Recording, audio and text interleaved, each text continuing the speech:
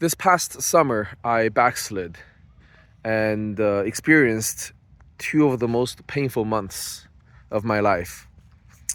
And there were a couple days during which I felt literally my soul was going through hell.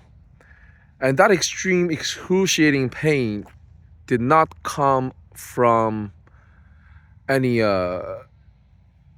physical torment or even psychological torment that I was going through. But the most pain, ironically, came from I believed falsely that God was indifferent towards me.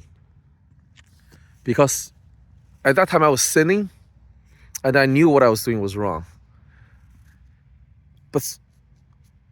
And I was craving for the discipline of God. But there was no discipline. There was no consequences for my sin.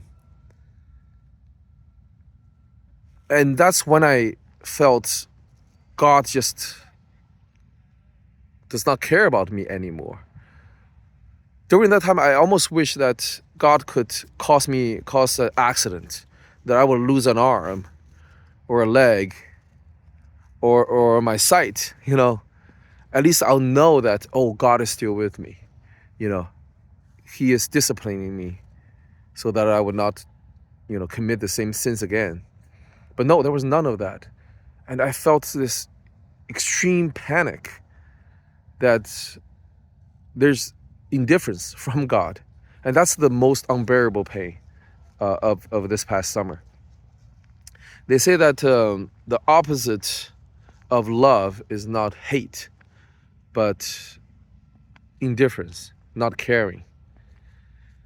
That is true, certainly. I felt that. But even though intellectually I knew that God always cares about us, doesn't matter how far we deviate from His path, He still